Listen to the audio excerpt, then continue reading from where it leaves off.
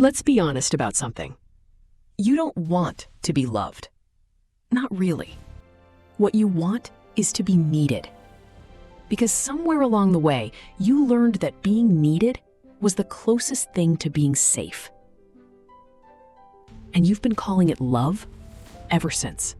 Think about how you move through the world. You show up when things break. You answer the call at the worst hour.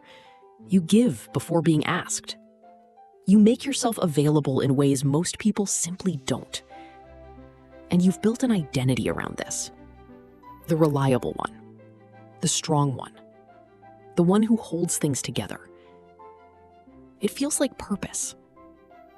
It feels like love.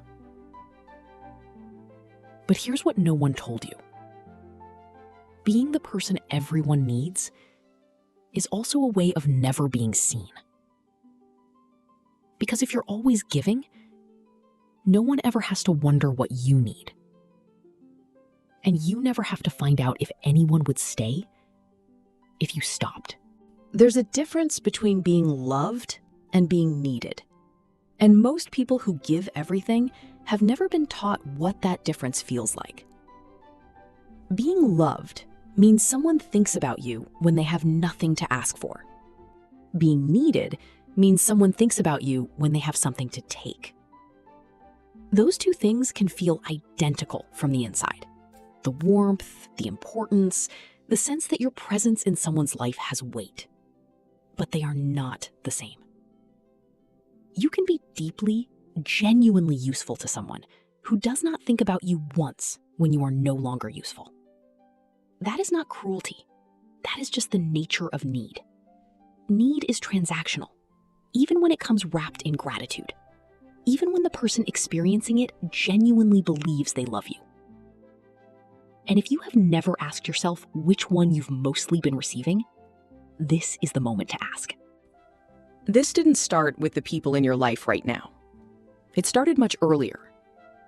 Maybe you grew up in an environment where love felt conditional, where being useful meant being safe, where the way to avoid being left was to make yourself impossible to leave behind. So you learned the equation early. To be needed is to be kept. And once that equation is written into the body, it rewrites everything.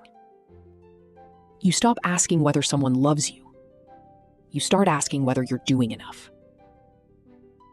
You stop receiving. You start performing. This is why the people who give the most are often the ones who receive the least. Not because the world is unfair, but because they've made themselves so consistently available that no one ever has to choose them. They've already chosen themselves out of the equation. So let me ask you something directly. When is the last time someone reached out to you with nothing to ask for? Not a problem, not a crisis, not something broken. Just you. If you're struggling to answer that, it's not because you're unlovable. It's because you've been teaching people how to need you and never showing them how to love you. When you anticipate every need, fill every silence, solve every problem before anyone has to ask, you train the people around you to expect a version of you that doesn't need anything back. And then you wonder why you feel invisible. You're not invisible. You're surrounded by people who only know the version of you that never asks for anything. The version of you that needs, that version is still in there. You just stopped introducing them. This isn't about giving less. It's about understanding the difference between giving from abundance and giving from fear. Between helping because you want to and helping because you're afraid of what happens if you don't. The people who love you are not the ones who need you most. They're the ones who want you, not just what you do. Being needed can feel like love, especially if no one ever showed you what real love looks like. But need is hungry. It doesn't ask how you are. It only asks what you have. You are not a service. You are a person. What would you ask for if you believed someone would stay?